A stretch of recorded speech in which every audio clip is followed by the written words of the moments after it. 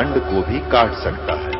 अभी तक जिस भी संत व महापुरुष से मिले उन्होंने यही बताया कि पाप कर्म फल भोगने से ही समाप्त होगा। वो प्रभु कौन है जो पाप कर्म को काट देता है, वो काल के बंधन से छुड़वा देता है। उसका क्या नाम है, पूजा की विधि क्या है? कृपया अवश्य सुनिए जगत गुरु तत्वदर्शी संत रामपाल जी महाराज के अमृत वचन। अल्लाहु अकबर पुकारने से वो पूर्ण परमात्मा अल्लाहु अकबर एक सूक्ष्म रूप में आए, जिंदा महात्मा का ही रूप बना कर आते। वो केवल हजरत मोहम्मद को दिखाई दे रहे थे, किसी अन्य को नहीं दिखाई दे रहे थे। गौ मार तो दी थी एक बार हजरत मोहम्मद जी ने, फिर दोबारा जीवित ना हुई, तब उन्होंने पुकारा उस मालिक को। परमात्मा आए और सूक्ष्म रूप में आकर, वो सूक्ष्म रूप का अर्थ होता अन्य को नहीं दिख रहे थे, उनको दिखाई दे रहे थे, और वह गौ जीवित कर गए। तब कहते हैं जब हम मोहम्मद याद किया रे और शब्द स्वरूपी सूक्ष्म रूप में हम वेग गया रे, तुरंत गया, और मुई गऊ हमने तुरंत जिवाई। जब मोहम्मद का निश्चय आई, तुम कबीर अल्लाह दरवेशा, और मोमन मोहम्मद का जब गया अंदेशा। और उसके बाद फिर उन्होंने खूब पुकार लिया, मुझे ले चलो वहाँ पर। फिर वो नहीं लेकर गए, क्योंकि उन्होंने अवज्ञा कर दी थी मालिक की उस वाणी का। तो कहने का भाव ये है कि अब वो कह रहा है उस पूर्ण परमात्मा के डर से ये ज्ञान तो सत्य देते हैं, लेकिन अपना हाथ खड़ा कर देते हैं कि मैं उसके बारे में नहीं जानता, किसी और से पूछ लो। ऐसे ही श्रीमद् भगवद गीता अध्याय नंबर 4 के श्लोक नंबर 34 में गीता ज्ञान दाता यही है जो कुरान शरीफ का ज्ञान दाता। वो कह रहा है कि वो तत्व ज्ञान के अंदर उस पूर्ण परमात्मा की कंप्लीट जानकारी है, पूर्ण जानकारी। उस तत्व ज्ञान को किसी तत्वदर्शी संतों के पास जाकर पूछ, गीता ज्ञान दाता कहता मैं नहीं जानता। यजुर्वेद अध्याय नंबर 40 के मंत्र नंबर 10 में भी स्पष्ट कर दिया है, वही वेद ज्ञान दाता भी वही है जो कुरान शरीफ का ज्ञान दाता है। वो कहता है कि परमात्मा को कोई तो शंभुआत्मा ने जन्म लेकर रामकृष्ण के रूप में अवतार धार के आना मानते हैं, कुछ उसको वो जन्म नहीं लेता जन्मा मानते हैं। इसकी यथार्थ जानकारी वो कैसा है भगवान, वो धीरा नाम देंगे, तत्वदर्शी संत देंगे, उनसे पूछो। ऐसे कुरान शरीफ में आगे दिखाता हूँ अभी आपको। तो वो तत्वदर्शी संत, वो तत्व ज्ञान वो परमात्मा ही बता कर जाता है, या फिर अपना नबी भेजता है। वो नबी ये दास है, अंतिम नबी, अंतिम पैगंबर, अंतिम उस परमात्मा का भेजा हुआ उनका दास, और पूरे विश्व का कल्याण होगा, मान जाएंगे दास की बात।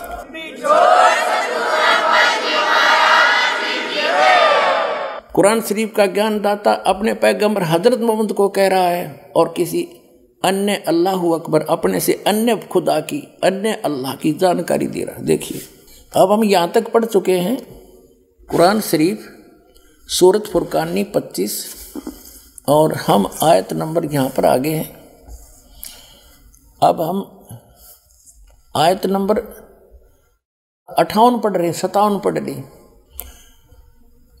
और ए पैगंबर, उस जिंदा जो तुझे जिंदा रूप में मिला था, इन्हें चैतन्य अर्थ कर दिया, उस जिंदा पर भरोसा रखो जो कभी मरने वाला नहीं, यानी अविनाशी है, और तारीफ के साथ उसकी पाकी बयान करते रहो।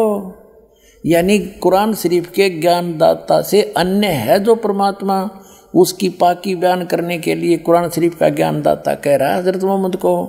और अपने बंदों के गुनाहों से वह काफ़ी खबरदार है। ये तो वो खबरदार यानी खूब जानता है तुम्हारे सब को जो जैसा करता है। और ये वही है जिसने 58 पढ़ दी, 59 आयत है, जिसने आसमानों और ज़मीन और जो कुछ उनके बीच में है सबको 6 दिन में पैदा किया, फिर तख्त पर जा बिराजा, तख्त पर जा बैठा। वह अल्लाह बड़ा, वो अल्लाह अकबर है, वो अल्लाह कबीर है, वो अल्लाह बड़ा है, रहमान है, दयालु है। तो उसकी खबर किसी बाखबर यानी इल्म वाले से, तत्वदर्शी संत से पूछ देखो। कुरान शरीफ का ज्ञानदाता यहाँ इसने स्पष्ट कर दिया है कि मैं नहीं जानता उस अल्लाह अकबर बड़े भगवान, उस महान परमात्मा की, कंप्लीट गॉड की, ग्रेट गॉड की जानकारी मुझे नहीं है, वो तत्वदर्शी संत से पूछ लो। इससे कुरान शरीफ का सारा ज्ञान समझ में आ जाता है कि जो इसने अपने सत्र का ज्ञान दिया है उसमें चाहे इसने मांस खाना लिख रखे हो, चाहे कुछ भी खाना बता दिया हो, ये अल्लाह अकबर का आदेश नहीं है, ये तो कुरान शरीफ के ज्ञानदाता का आदेश है। इसका पालन करने से परमात्मा का अल्लाह अकबर का विधान टूटता है, क्योंकि उस अल्लाह अकबर ने तौरात नामक पुस्तक के उत्पत्ति ग्रंथ में स्पष्ट कर दिया, 6 दिन में जिसने सृष्टि रची उसमें आदेश दे दिया है कि कोई भी प्राणी, ना मनुष्य ना अन्य प्राणी, जैसे पृथ्वी पर रेंगने वाले चौपाए पशु, जलचर, हवा में उड़ने वाले, ये कोई मांस नहीं खाएगा। थोड़ी सी झलक दिखाता हूँ। पुण्यात्माओं, ये तत्व ज्ञानहीन प्राणी आपको विचलित कर देंगे कि बाइबल में तो मिलावट है, और ये भी कहते हैं फिर वो कि हम तो इन 4 पुस्तकों पर ईमान रखते हैं, 4 होली बुक पर, तौरात, जबूर, इंजिल और कुरान। तो पहले आपको वो आसमानी किताब तौरात से दिखाएंगे सृष्टि उत्पत्ति। ये देखिएगा, ये आसमानी किताबें ये इकट्ठी जल्द की गई हैं, तौरात, जबूर, इंजिल। अब देखिएगा,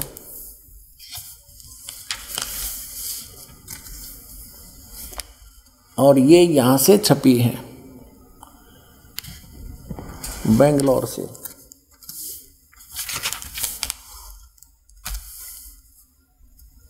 ये आसमानी किताब तौरात, जबूर, इंजिल, उर्दू स्क्रिप्ट्स, ये यहाँ से, ये देखो, copyright notice published by BSI 206 Mahatma Gandhi road Bangalore से, प्रिंटर्स प्राइवेट लिमिटेड बेंगलोर 94 की। ये 3 किताबें हैं, ये अलग अलग, और कुरान शरीफ अलग है, इनसे न्यारी है। इसमें अब हम तौरात के अंदर दिखाते हैं, इसमें उत्पत्ति पैदाइश दिखाते हैं। ये देखो, ये है पैदाइश 1:1:24 प्रश्न नंबर 2 पे। यहाँ है खिलकत का जिक्र। खिलकत, खुदा ने इत्बिदा और ज़मीन और आसमान को पैदा किया। ज़मीन वीरान और सुनसान थी, गौरहों के ऊपर अंधेरा था। ऐसे ये पहला दिन हुआ, सांझ हुई, शाम हुई, सुबह हुई, पहला दिन हुआ, शाम हुई, सुबह हुई, दूसरा दिन। दो रचना करते हैं हम, अपने स्थान अपने उस पर आएंगे। ये फिर चौथा दिन हुआ, ये दूसरा दिन हुआ, ये तीसरा दिन हुआ, और फिर ये चौथा दिन हुआ, और फिर ये 5वां दिन हुआ। अब हम 6ठे दिन पर आते हैं। ये तीसरा पृष्ठ है ये तौरात का। अब 26 में कहा कि फिर खुदा ने कहा हम इंसान को, यानी 5 दिन में जो सृष्टि रची वो कर दी। 6ठे दिन फिर खुदा ने कहा कि हम इंसान को अपनी सूरत पर अपनी सभी की मानिद बनाएं, और वे समुद्र की मछलियों और आसमान के परिंदों और चौपायों और तमाम ज़मीन पर और सब जानवरों पर जो ज़मीन पर रेंगते हैं इख्तियार रखे, उनसे समझदार हो। खाना नहीं लिखा इसमें, आगे देखो। और खुदा ने इंसान को अपनी सूरत पर पैदा किया, अपने जैसा उत्पन्न किया, जैसा खुदा है। मनुष्य भी, खुदा भी मनुष्य जैसा हुआ। खुदा की सूरत पर उसको पैदा किया, नर और नारी करके उसने उनको पैदा किया। और खुदा ने उनको बरकत दी और कहा फूलो और बढ़ो और ज़मीन में मासूर हो, महकूम करो, और समुद्र की मछलियों और हवा के परिंदों और कुल जानवरों पर जो ज़मीन पर रेंगते हैं इख्तियार रखो। आगे लिखा कि और खुदा ने कहा कि देखो मैं तमाम रूए ज़मीन की कुल बीजदार सब्जी और हर दरख्त जिसमें उसका बीजदार फल हो तुमको देता हूँ, ये तुम्हारे खाने को हैं। और ज़मीन के कुल जानवरों के लिए, हवा के कुल परिंदों के लिए, और उन सब के लिए जो ज़मीन पर रेंगने वाले हैं, जिनमें ज़िंदगी का दम है, कुल हरी बूटियाँ खाने को देता हूँ। और ऐसा ही हो गया। अपने आत्मा स्पष्ट कर दिया कि न तो किसी पशु को, ना पक्षी को, ना जलचर को, ना मनुष्य को उस अल्लाह ताला का आदेश नहीं है मांस खाने का। उन्होंने स्पष्ट कर दिया कि ये हरी सब्जी घास फूस दे रखा है तुम्हारे को। और फिर आगे देखो, और ऐसा ही होगा। और खुदा ने सब पर जो उसने बनाया था नज़र की और देखा तो बहुत अच्छा है। और शाम हुई, सुबह हुई और फिर छठा दिन हो गया। फिर उसके बाद आसमान और ज़मीन उनके कुल लश्कर का बनाना ख़त्म हुआ और खुदा ने अपने काम को जिसे वो करता था 7वें दिन पूरा ख़त्म किया और अपने सारे काम से जिसे वो कर रहा था 7वें दिन फारिग हुआ। और खुदा ने 7वें दिन को बरकत दी और उसे मुकद्दस ठहराया, क्योंकि उसमें खुदा सारी कायनात से जिसे उसने पैदा किया, बनाया और फारिग हुआ। अब इसको पवित्र बाइबल में दिखाता हूँ एज इट इज, ना तो ये आपको बरगला देंगे आपको, ये नकली अटपट करने वाले मारे सट्टे ने हो गए। हमने बहुत अच्छी तरह ताल में इल्म हूँ मैं, ये कहते हैं जो इनके पढ़ने वाले विद्वान, और का पता नहीं इनको। ये देखिएगा, ये पवित्र बाइबल है, संपूर्ण जीवन अध्ययन बाइबल। ये कहाँ से छपा ये देख लीजिएगा, संपूर्ण जीवन अध्ययन। ये देखिएगा, journal editor Don and C Stamps MADV, associate editor ये J Jawali, Wesley Adams PhD, Life Publishers International, Springfield, Mysore, USA, printed in India. अब ये वही है सारा कुछ, और ये सारा दिखा दूँ, पढ़ लो तुम। अब इसके हम इस पे आते हैं उत्पत्ति पर। देखिएगा, ये उत्पत्ति जिसको अंग्रेजी में इन्होंने कहा है जेनेसिस 1, प्रश्न नंबर 4 पे। आदि में यानी प्रारंभ में परमेश्वर ने आकाश और पृथ्वी की सृष्टि की। पृथ्वी बेडौल और सुनसान पड़ी थी, यह इस पर पहला दिन हुआ। फिर परमेश्वर ने जो कहा, जल के बीच एक ऐसा अंतर हो कि जल 2 भाग हो जाए। सारा कुछ क्या, सांझ हुई, भोर हुई, फिर दूसरा दिन हो गया। फिर सांझ हुई, भोर हुई, तीसरा दिन हो गया। हमने अपने मतलब की बात लेनी, ये चौथा दिन हो गया। सांझ हुई, भोर हुई, फिर चौथा दिन हो गया। अब हम ये 5वां दिन हो गया, प्रश्न नंबर 5 पर आ गए हम। ये सांझ हुई, भोर हुई, 5वां दिन हो गया। अब छठे दिन ये आ गया, छठा दिन। ये छठे दिन में चल पड़ा। इस प्रकार परमेश्वर ने पृथ्वी की जाति जाति के वन पशुओं को और जाति जाति घरेलू पशुओं और जाति जाति की भूमि पर सब रेंगने वाले जंतुओं को बना, और परमेश्वर ने देखा अच्छा है। फिर परमेश्वर ने कहा कि हम मनुष्य को, उन सब पशु पक्षियों को बनाकर, फिर हम मनुष्य को अपने स्वरूप के अनुसार बनाएं, अपनी समानता में बनाएं, और वे समुद्र की मछलियों और आकाश के पक्षियों और घरेलू पशुओं और सारी पृथ्वी पर सब रेंगने वालों जंतुओं पर जो पृथ्वी पर रेंगते अधिकार रखें। इनसे समझदार हो, जैसे भैंस, गाय, बैल, इनको हमने अपने काम के लिए प्रयोग कर लिया। इनको खाना नहीं, सताना नहीं, इनको जैसे गाय भैंस आपने रखी, उसको पहले आप पेट भरते हो, चराते हो, उसको नहवाते हो, धोआते हो, प्यार से रखते हो, जब वो दूध देती है। तो ऐसे कहा, खाने के लिए नहीं कहा उस मालिक ने। देखो आगे, तो परमेश्वर ने कहा मनुष्य को अपने स्वरूप के अनुसार बनाए, अपनी समानता बनाए। तो भगवान फिर कैसा हुआ? फिर परमेश्वर ने कहा हम मनुष्य को अपने स्वरूप के अनुसार बनाएं, अपनी समानता बनाएं, और वो समुद्र की मछलियों और आकाश के पक्षियों और घरेलू पशुओं और सारी पृथ्वी पर रेंगने वाले जंतुओं पर जो पृथ्वी पर रेंगते अधिकार रखे। आगे देखो, तब परमेश्वर ने मनुष्य को अपने स्वरूप के अनुसार उत्पन्न किया। अपने ही स्वरूप के अनुसार परमेश्वर ने उसको उत्पन्न किया, नर और नारी करके उसने मनुष्यों की सृष्टि की। तो भगवान कैसा?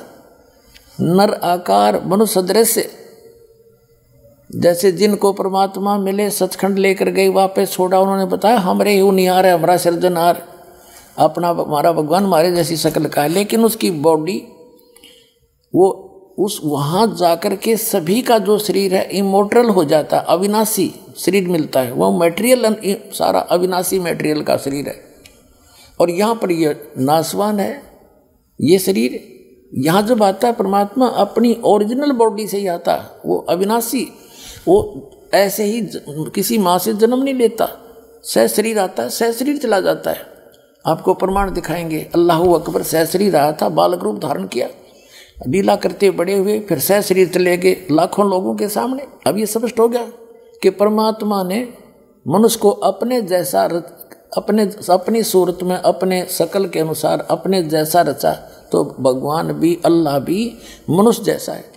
और आगे फिर वो क्या कहता है देखो, और परमेश्वर ने कहा, नर और नारी करके उनकी सृष्टि की, और परमेश्वर ने उनको आशीष दी, उनसे कहा फूलो फलो और पृथ्वी पर भर जाओ और उसको अपने वश में कर लो, और समुद्र की मछलियों तथा आकाश के पक्षियों और पृथ्वी पर रेंगने वाले जंतुओं पर अधिकार रखो। यानी उनसे जैसे इंसान ने शेर तक को भी काबू कर लिया, हाथियों को भी बांध लिया, तो इस ऐसे कंट्रोल करने के लिए कहा उन्होंने। आगे देखो, फिर परमेश्वर ने उनसे कहा, यानी मनुष्यों को भी, फिर परमेश्वर ने उनसे कहा कि सुनो, जितने बीज वाले छोटे छोटे पेड़, ये मनुष्यों के लिए आदेश है, सारी पृथ्वी के ऊपर हैं, और जितने वृक्षों में बीज वाले फल हैं, वे सब मैंने तुमको दिए तुम्हारे भोजन के लिए।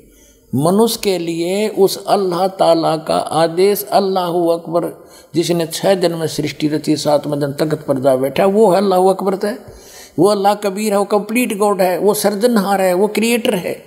उस क्रिएटर का आदेश नहीं है मांस खाने का मनुष्य को, ये पशु पक्षियों को भी नहीं है। आगे देखो, तुम्हारे भोजन के लिए, ये तो मनुष्यों के लिए। आगे देखो, यहाँ आगे हम, और जितने पृथ्वी के पशु और आकाश के पक्षी और पृथ्वी पर रेंगने वाले जंतु हैं, जिनमें जीवन का प्राण है, उन सब के खाने के लिए मैंने सब हरे हरे छोटे पेड़ दिए, और वैसा ही हो गया, यानी घास फूस से।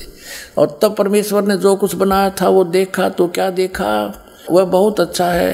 तथा सांझ हुई, फिर भोर हुआ, इस प्रकार ये 6वां दिन हो गया। अब 7वां दिन, यूं आकाश और पृथ्वी और उनकी सारी सेना का बनाना समाप्त हो गया, और परमेश्वर ने अपना काम जिसे वह करता था 7वें दिन समाप्त किया, और उसने अपने किए हुए सारे काम से 7वें दिन विश्राम किया। और परमेश्वर ने 7वें दिन को आशीष दी और पवित्र ठहराया, क्योंकि उसमें उसने सृष्टि की रचना के अपने सारे काम से विश्राम के लिया। ठीक, अपने आत्माओं, जो क्रिएटर है, जो सबका रचनहार है, जो अल्लाह अकबर है, जो सुप्रीम गॉड है, उसने 6 दिन में सृष्टि रची, 7वें दिन तख्त पर जा बैठे। उसी के विषय में कुरान शरीफ में स्पष्ट किया है कि ये वही है। कुरान शरीफ का ज्ञानदाता कह रहा है, ये वही अल्लाह अकबर है जिसने 6 दिन में सृष्टि रची, 7वें दिन तख्त पर जा बैठा। उसकी खबर किसी बाखबर से पूछ लो, वो तो 7वें दिन सारी रचना रच कर चला गया। उसके बाद इस काल के अंतर्गत आ गया बागडोर, और इसने फिर अपने 3 पुत्रों को ड्यूटी दे रखी है।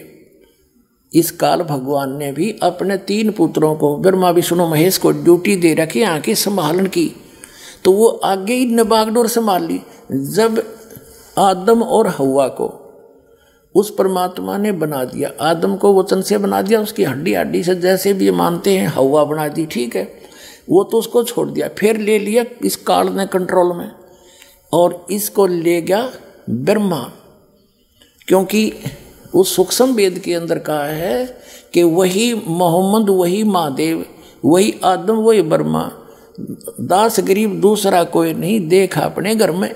अब दास जो आपको दिखाना चाह रहा है कि उसके बाद 3 देवताओं ने, ब्रह्मा विष्णु महेश ने यहाँ की बागडोर संभाल ली।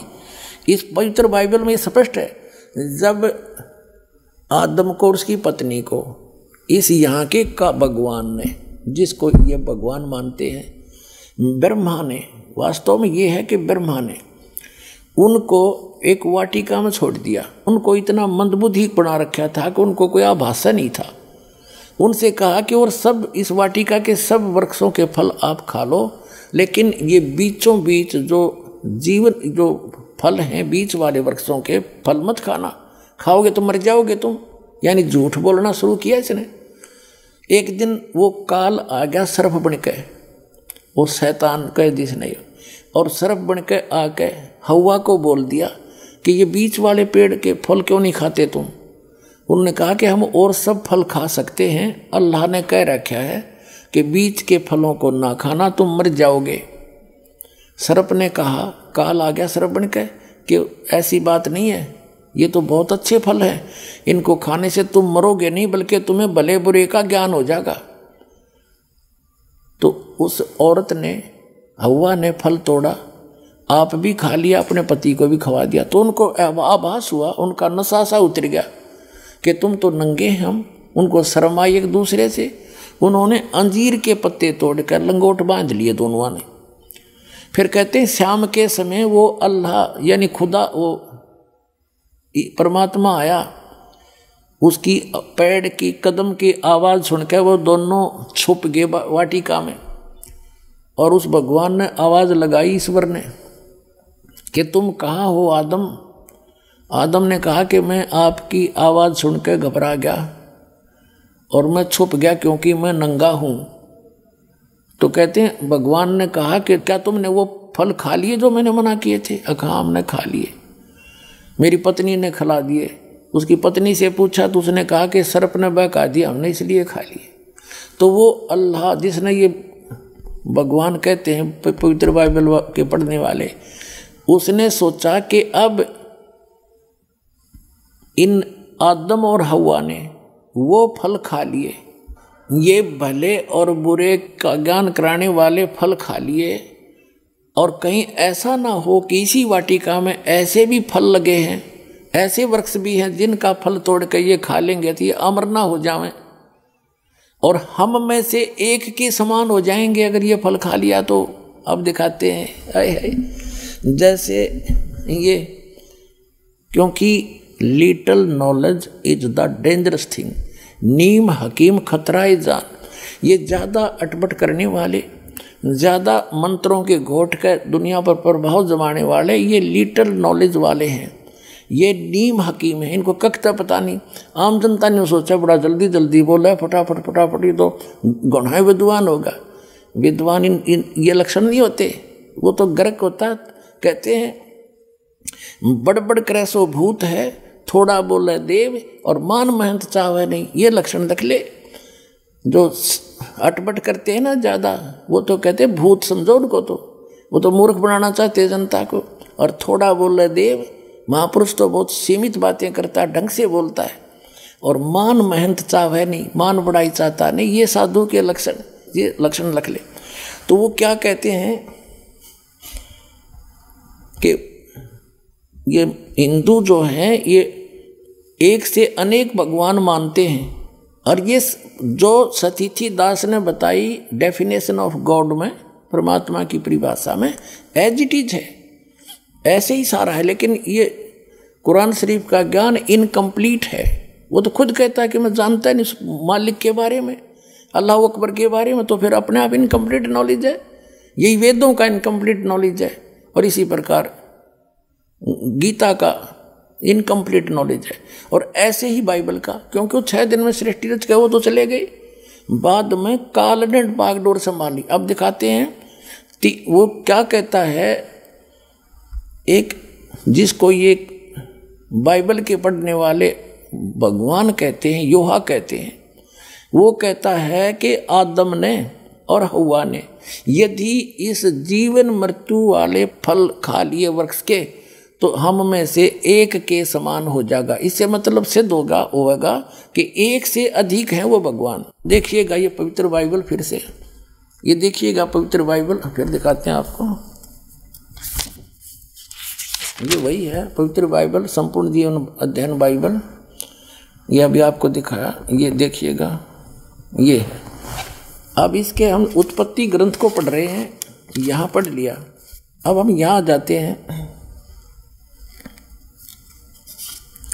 हम थोड़ा सा दिखाएंगे, फिर पढ़ सकते हो आप। वैसे थोड़ा हिंट देते, ये यहाँ पर लिखा है,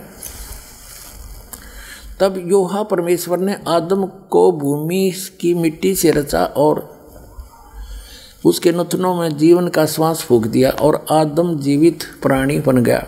और योहा परमेश्वर ने पूरब की ओर अदन में एक वाटिका लगाई और वहाँ आदम को जिसने उसे रचा था रख दिया। और यूहा परमेश्वर ने भूमि के सब भांति भांति के वृक्ष जो देखने में मनोहर और उनके फल खाने में अच्छे हैं उगाए, और वाटिका के बीच में जीवन के वृक्ष और भले बुरे के ज्ञान के वृक्ष भी लगाया। अब देखो, यूहा परमेश्वर ने आदम को लेकर अदन की वाटिका में रख दिया और वह उसमें काम करे और उसकी रक्षा करे। और यूहा परमेश्वर ने आदम को यह आज्ञा दी कि तू वाटिका के सब वृक्षों का फल बिना खटके खा सकता है, पर भले बुरे का ज्ञान का जो वृक्ष है उसका फल तू कभी मत न खाना, क्योंकि जिस दिन तू उसको खाएगा उसी दिन अवश्य मर जाएगा। अब यहाँ देखो 8 पृष्ठ पे पढ़ रहे हैं हम, जेनेसिस 8 पृष्ठ पे 18वां। यूहा परमेश्वर ने कहा, आदम का अकेला रहना अच्छा नहीं, और उसके लिए एक ऐसा सहायक बनाऊं जो उससे मेल खाए। यहाँ देखिए, तब यूहा परमेश्वर ने आदम को भारी नींद में सुला दिया, और ये तो उसकी उत्पत्ति की, उसकी हड्डी निकाल ली नौकर। फिर यहाँ देखते हैं मनुष्य का पतन। यूहा परमेश्वर ने जितने बनैले पशु बनाए थे उन सब में सर्वदुर्लभ था। उसने स्त्री से कहा कि क्या, वो हव्वा बना दी उसकी स्त्री, क्या सच है कि परमेश्वर ने कहा कि तुम इस वाटिका के वृक्ष का फल न खाना?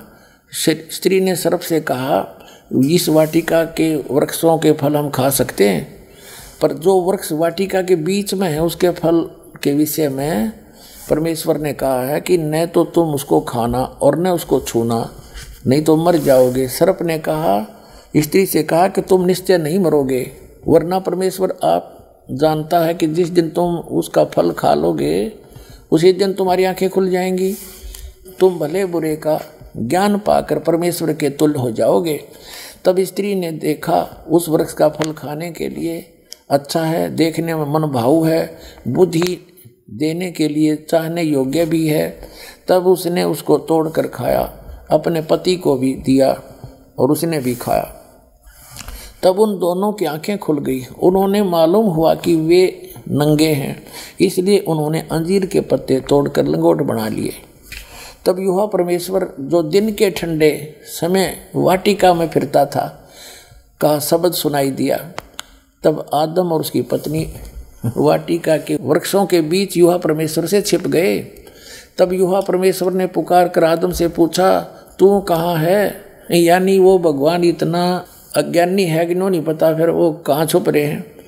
अब और वाटिका में घूमने फिरने लग रहा है। सारे बाइबल के पढ़ने वाले ईसाई यहूदी कहते हैं भगवान तो निराकार है। बताओ अकल है कोई ज्ञान? ये देखो, और इसमें सपट है, घूमा फिर सारी बात कर रहा।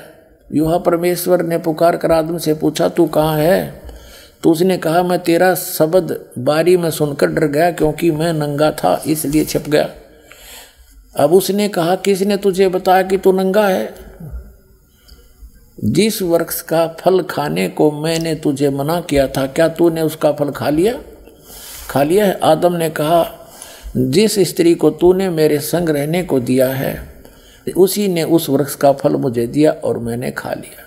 तब यूहा परमेश्वर ने स्त्री से कहा कि तूने यह क्या किया? अब स्त्री ने, हव्वा ने कहा कि सर्प ने मुझे बका दिया, तब मैंने खा लिया। अब हम अपने मतलब की बात पढ़ेंगे।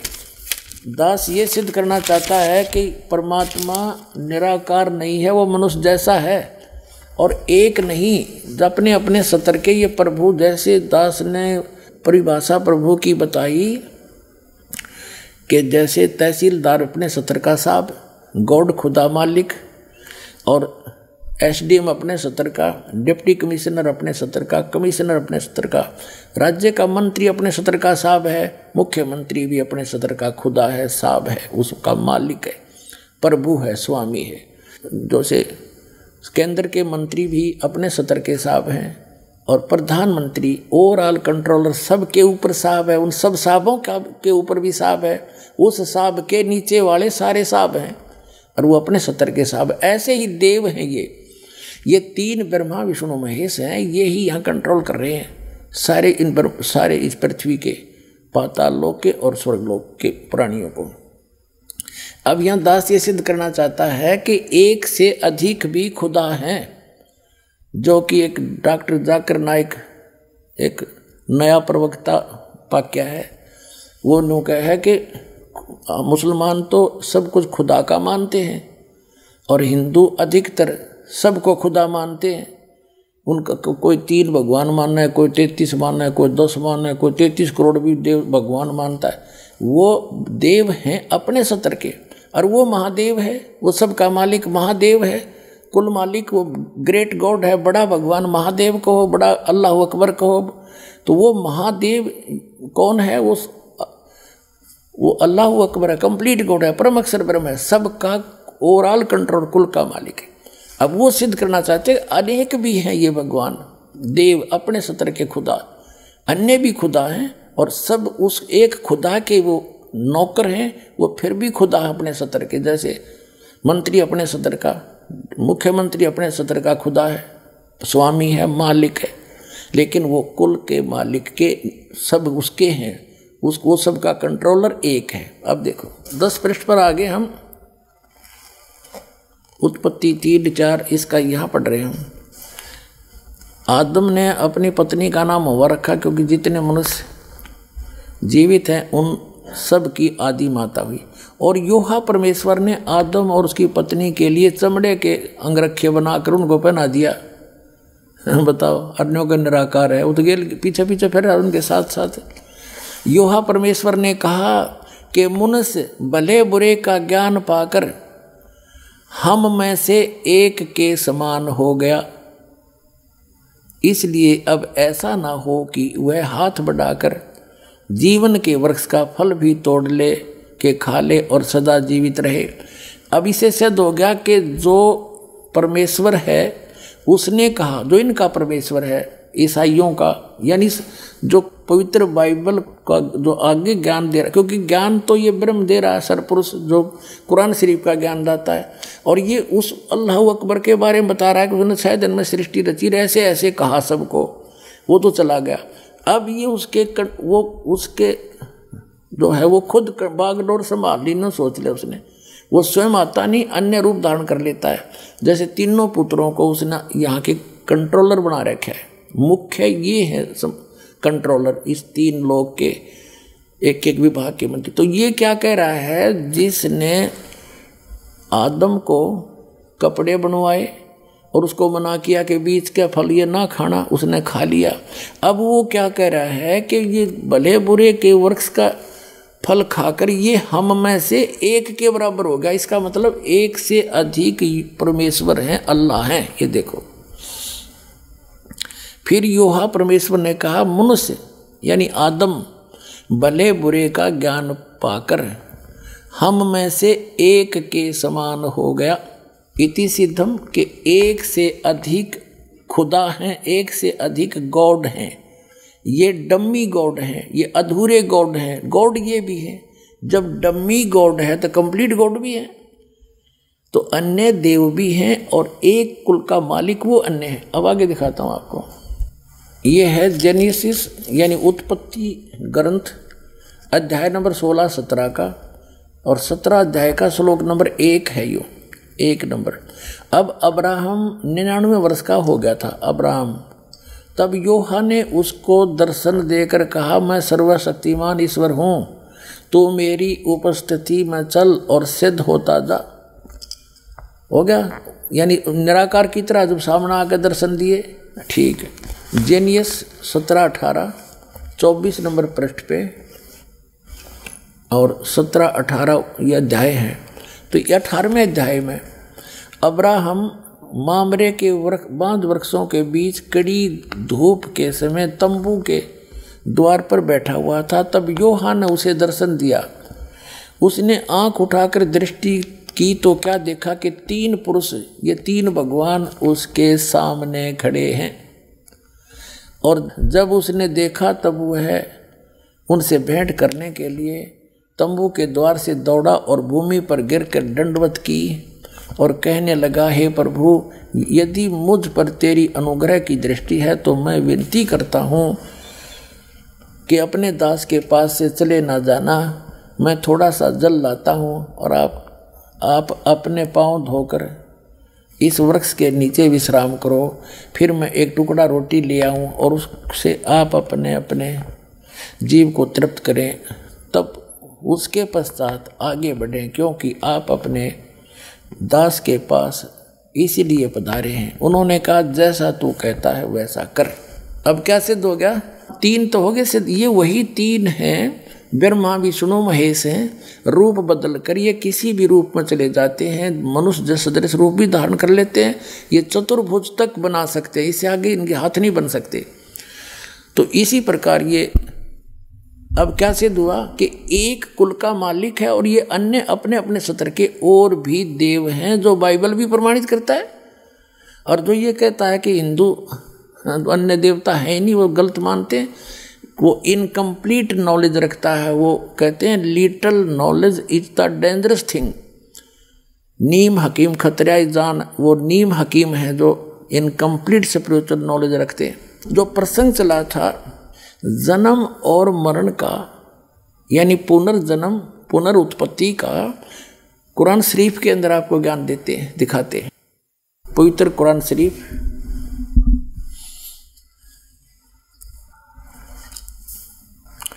ये वही कुरान शरीफ है। और ये देखिएगा शेरवानी संस्करण है, प्रकाशक लखनऊ किताबघर, मौसम बाग सीतापुर रोड। इतने ये 1969 की छपी हुई है, आज की नहीं, 1969 की अनुवादित है। वही अनुवाद आज तक चल रहा है। ये देखिएगा, ये 17वां संस्करण 2008 में, कॉपीराइट अधिकार। ये Lucknow Kitabghar, opposite bright Motors, मौसम बाग सीतापुर रोड, लखनऊ। ये प्रथम संस्करण 1969 में छपा था और ये 17वां संस्करण हम पढ़ रहे हैं आपके हाथों में। ये यहाँ से मुद्रित है।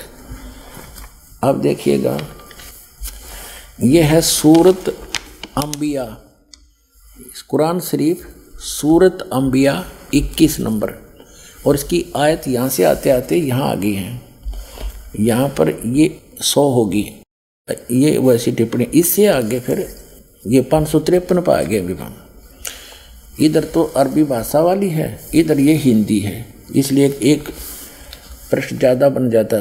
553 पर आ गए हम। यहाँ तो दूसरी, ये दूसरी शुरू होगी यहाँ पर हिज 22। ये तो यहाँ से शुरू होती है, यहाँ से, इसलिए वहाँ लिखी गई। इस 21 अंबिया की ये आयत यहाँ तक चल रही है। 103 समाप्त हुई और ये 104 यहाँ से शुरू होती है आयत। जिस दिन हम, ये कुरान शरीफ का ज्ञानदाता ये बोल रहा है, जिस दिन हम आसमान को इस तरह लपेटेंगे जैसे तुम्हार पुलिंदा में कागज लपेटते हैं, जिस तरह हमने पहले पैदा किया था, फिर हम उसे दोहराएंगे और वादा हमारे जिम्मे है, हमें जरूर करना है। फिर पढ़ लो एक बार अच्छी तरह कि जिस दिन हम आसमान को और इस तरह लपेटेंगे जैसे तुम्हार पुलिंदा में कागज लपेटते हैं, जिस तरह हमने पहले पैदा किया था, और फिर हम उसे दोहराएंगे। वादा, यह वादा हमारे जिम्मे है, हमें जरूर करना है। अपना तो ये बालकों के लेख हैं, इनको कोई समझ सकता है कि तो एक इस 21 ब्रह्मांड के मालिक के कोड वर्ड हैं, चाहे कुरान शरीफ है, चाहे श्रीमद् भगवद गीता, चाहे वेद है। और दिखाते हैं आपको, फिर क्लियर होगा कंसेप्ट। इसी कुरान शरीफ का ये है सूरत 67। ये यहाँ से प्रारंभ हुई। ये है कुरान शरीफ चल रही है, कुरान शरीफ। और सूरत मुल्क की 67, मुल्क की 67, सूरत मुल्क की 67 की आयत नंबर ये 2 है, एक यहाँ समाप्त हुई। ये कहते हैं शुरू अल्लाह के नाम से जो निहायत रहम वाला बेहद मेहरबान है। ये 1 नंबर है। उसकी बड़ी बरकत है, उस जिसके हाथ में आलम की सारी दुनिया की बादशाही है और वह हर चीज़ पर शक्तिमान है, समर्थ है। जिसने मरना और जीना बनाया, वो कहते पुनर्जन्म नहीं, जिसने मरना और जीना बनाया ताकि तुमको जांचे कि तुम में कौन अच्छा काम करता है, और वह बड़ा बलवान और साथ साथ बड़ा ही अक्षमा करने वाला। ये सूरत मुल्क की 67 की 2 नंबर आयत में स्पष्ट कर दिया, जिसने जीना और मरना बढ़ाया। जीना और मरना पुनर्जन्म। और जैसा कि आपने सूरत अंबिया 21 आयत नंबर 104 में देखा कि वो कह रहा कि मैंने जैसे पहले पैदा किया था दोबारा फिर करूँगा पैदा। उसका भावार्थ ये है, फिर पढ़ने अच्छी तरह। वो क्या कह रहा है कुरान शरीफ का ज्ञानदाता, कि पहले जैसे मैंने पैदा किया और फिर समेट लूँगा और फिर पुनः पैदा ज़रूर करूँगा। तो ये इसका अर्थ गलत लगा रखे हैं। मरने और जीने का इन्होंने क्या फाइनल फैसला कर रखा है? कुरान शरीफ के पढ़ने वालों को पूर्ण ज्ञान ना होने से इन्होंने डिसीजन निकाल लिया अपनी अल्पबुद्धि से, कि इसका अर्थ ये बनता है कि एक बार तो सभी मर ही रहे हैं, कब्रों में दबा दिए जाएंगे या जैसे भी तैसे, और फिर क्या होगा कि फिर क़यामत आवेगी, प्रलय हो जाएगी, सब खत्म हो जाएगा, फिर मिट्टी से वचन से निकाल लेगा अल्लाह, और जिसने अच्छे काम करे वो जन्नत में और अल्लाह के अनुसार चले, जो अल्लाह के अनुसार जिन्होंने कार्य नहीं अपनी भक्ति की वो दोजख में फॉरएवर फाइनल कर दिया इन्होंने। और ये तो खुद कहता है जैसे मैंने पहले पैदा किए फिर करूँगा। अगर ये शब्द नहीं कहता कि फिर मैं दोबारा करूँगा और मैं अपना पक्का वायदा करता हूँ, यदि एक ही बार होना है तब फिर करूँगा तो शब्द आना ही नहीं चाहिए। फिर देख लो कुरान शरीफ,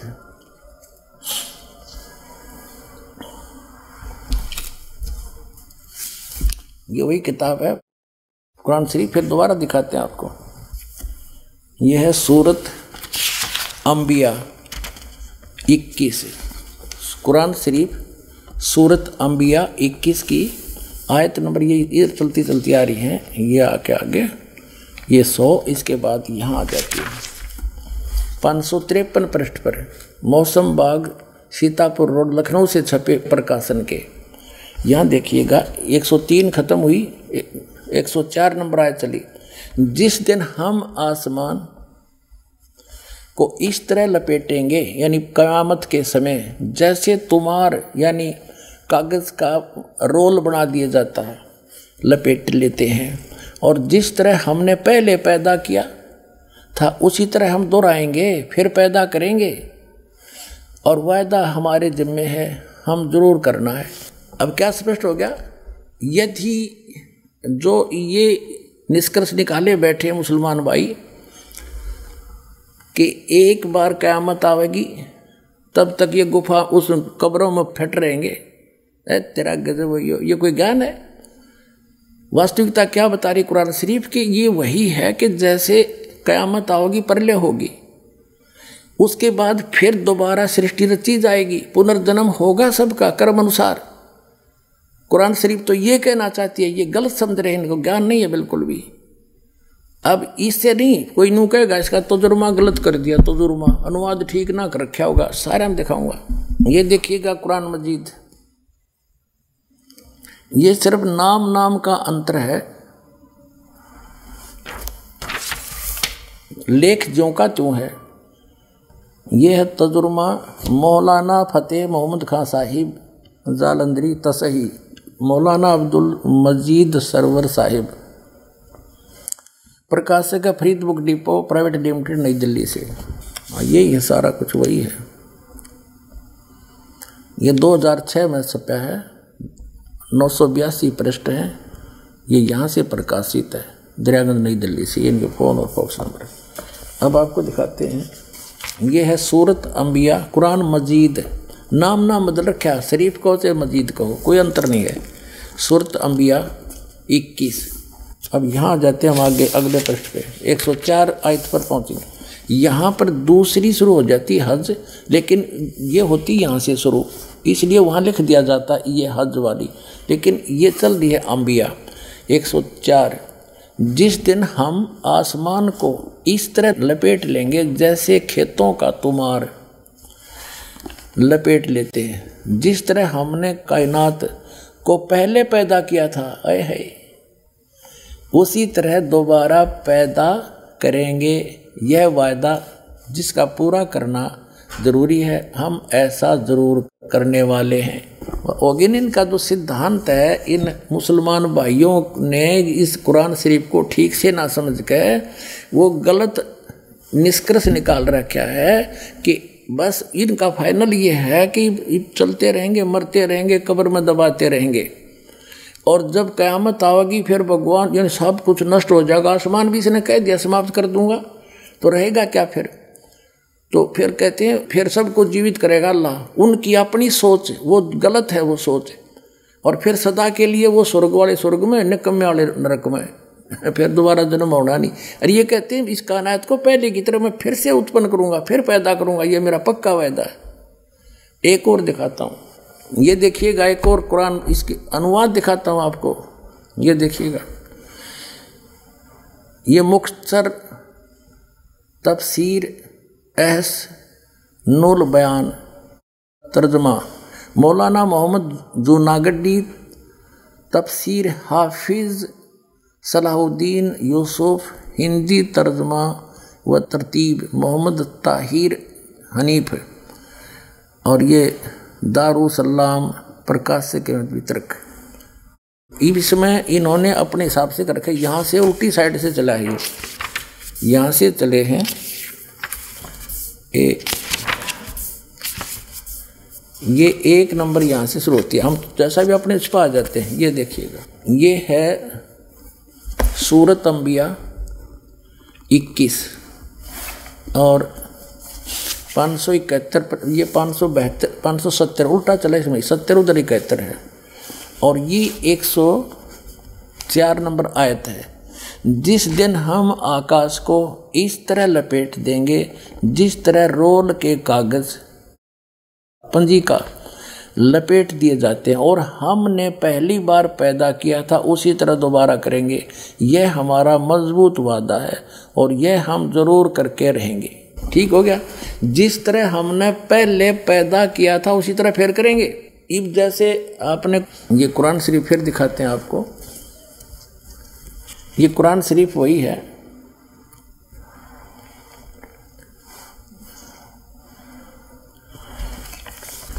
फिर देखिएगा, क्योंकि इसका समझना घना जरूरी है आपके लिए।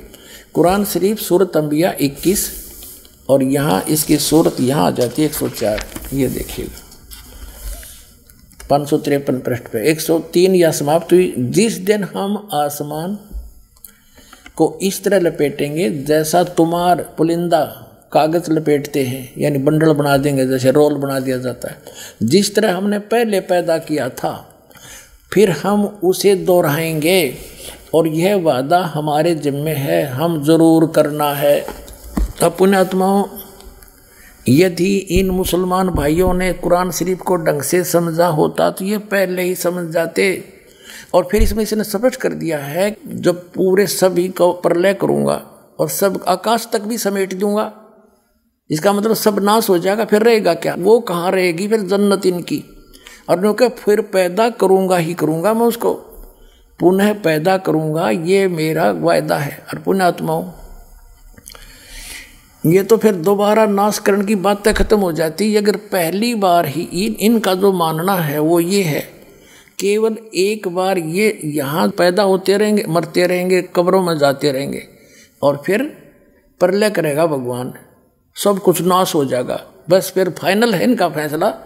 अच्छे काम करनी है जन्नत में और बुरे करनी है नरक में, यानी दोजख में फॉर एवर। अरे यूँ कहा मैं फिर पैदा करूँगा पुनः, जैसे मैंने पहले पैदा किया था। तो दोबारा पैदा करने का, दोबारा क़यामत लाने का तो जिक्र खत्म हो जाता है। वास्तविकता ये है कि ये जो दास ने सृष्टि रचना बताई ऐसे चलता है। और जब ब्रह्मा जी की मृत्यु होगी, ब्रह्मा जी के एक दिन में पूरी ये क़यामत आती है, पृथ्वी स्वर्गलोक और पाताल लोक पर कति जल ही जल हो जाएगा, सब समाप्त हो जाएंगे। वह जन्नत भी ना रहे इनकी, स्वर्ग जो जन्नत मानते हैं वो भी नहीं रहेगी। और फिर दूसरी बात ये है, यदि इनका ये कहना सही होता,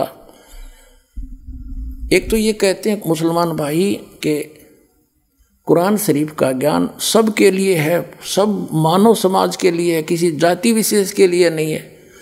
तो जैसे हजरत मोहम्मद जी को एक जबरील नाम का देवता एक बुराक नाम के जानवर पर खच्चर जैसे बैठा के ऊपर ले गया जन्नत में। और जन्नत में के देखा कि बाबा आदम बैठे, हजरत मूसा जी, हजरत ईसा जी, हजरत इब्राहिम, हजरत दाऊद वहाँ मिले और उनसे मिले वो जा कर के जन्नत में। उनको नमाज पढ़ाई, बाबा आदम से बात करी। तो बाबा आदम और कैसे पहुँच गए? वो तो कब्र में रहने चाहिए थे, क़यामत आई नहीं है अभी। आप दिखाता हूँ आपको, ये देखिएगा, ये जीवनी हजरत मोहम्मद सल्लल्लाहु अलैहि वसल्लम, ये यहाँ से छपी है, देखिएगा।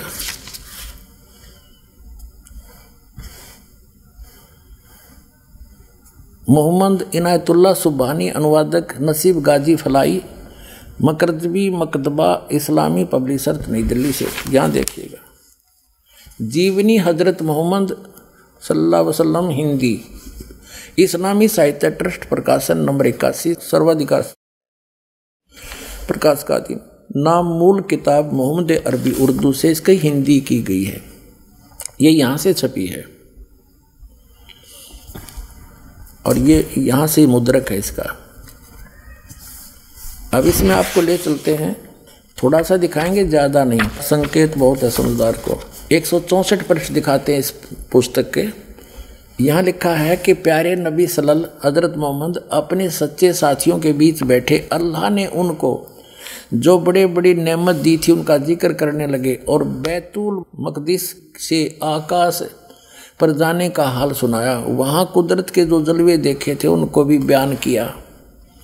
आप सल्लल्लाहु ने फरमाया कि इस तरह हज़रत जबरील अलैहि मुझे पहले आकाश पर ले गए। वहाँ इंसानों के बाप हज़रत आदम अलैहि मिले। उनका हाल यह था कि जब दाईं ओर देखते तो खिल उठते और हंसने लगते और बाईं ओर देखते तो मारे गम के आंसू भी भर लेते, क्योंकि दाईं ओर उनकी नेक औलाद के कर्म थे और बाईं ओर उसके बद के।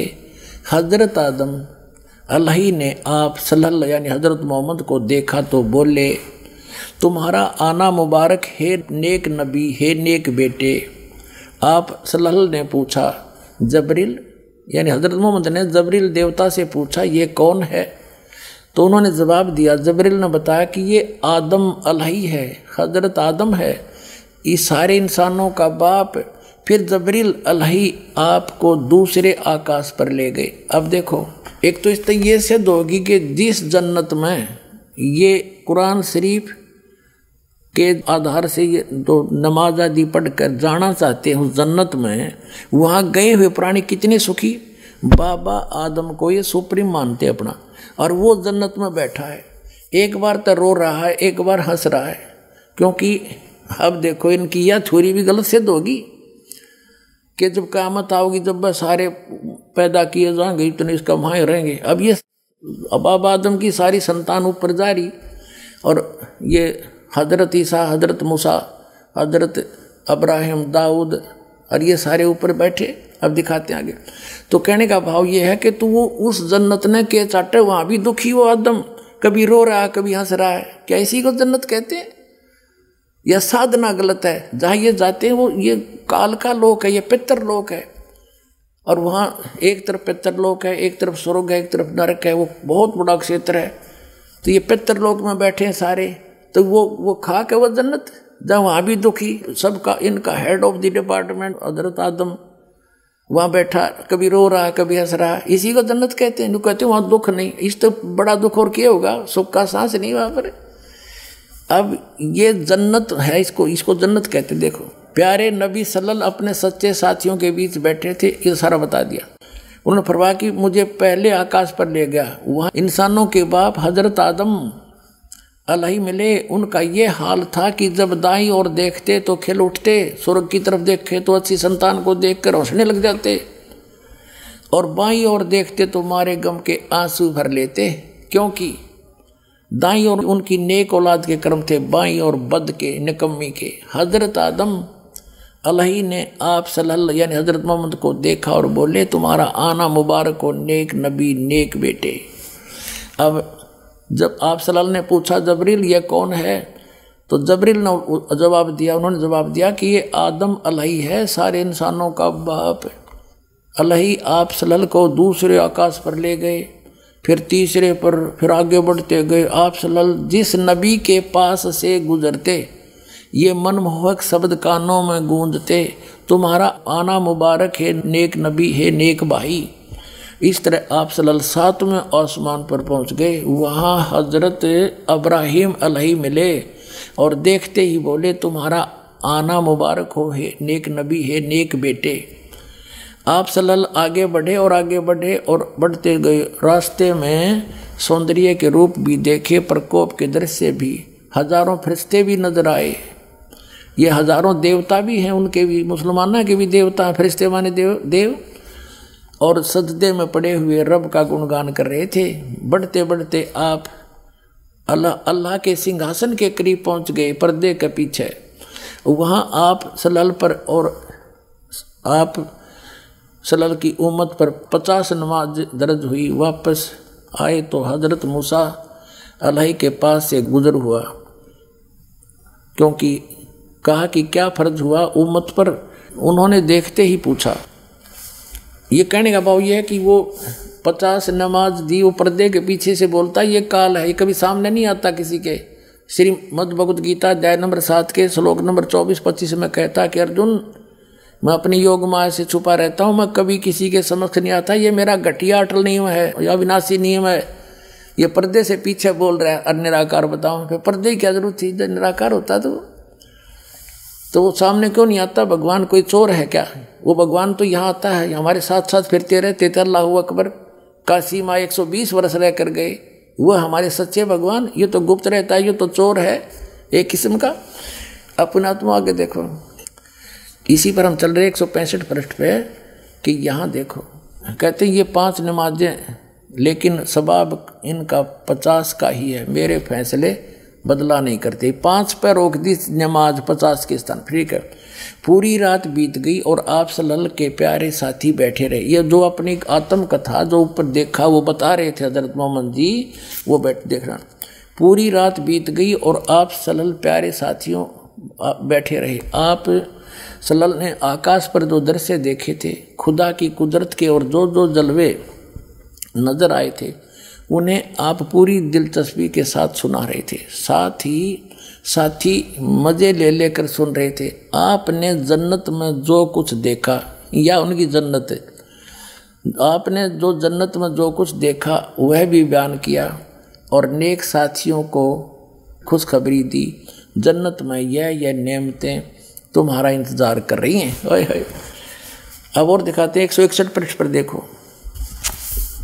इसी पुस्तक के 161 पृष्ठ पर जीवनी हजरत मोहम्मद के ये क्या कहते हैं कि प्यारे नबी सल्लल्लाहु, वो बता रहे हैं हजरत मोहम्मद जी, आज रात बुराक नामक एक जानवर आया, उस पर बैठकर मैंने बैतुल मकदस की सैर की। वहाँ पहुँचा तो नबियों की जमात आई, उनमें इब्राहिम अलैहिस्सलाम थे, मूसा और ईसा अलैहि भी थे। मैंने उन सबको नमाज पढ़ाई। अब सुन ले डॉक्टर जाकिर भाई, मुसलमानों ने अपना विधान अपने आप बना रखे कुरान शरीफ को ना समझकर।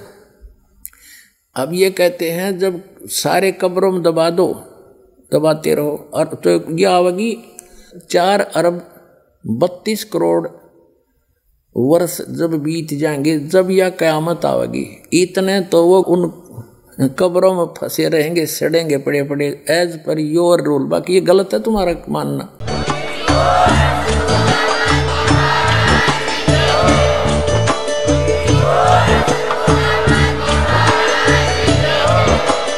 आप सुन रहे थे जगत गुरु तत्वदर्शी संत रामपाल जी महाराज जी के मंगल प्रवचन। अधिक जानकारी के लिए विजिट कीजिए हमारी वेबसाइट www.jagatgururampalji.org। संत रामपाल जी महाराज जी के शुभ आशीर्वाद से पूरे विश्व भर में 500 से भी ज्यादा नाम दीक्षा केंद्र हैं, जिन पर संत रामपाल जी महाराज जी द्वारा ऑनलाइन निशुल्क नाम दीक्षा दी जा रही है। अपने नजदीकी नाम दीक्षा केंद्र का पता करने के लिए संपर्क करें 8222880541।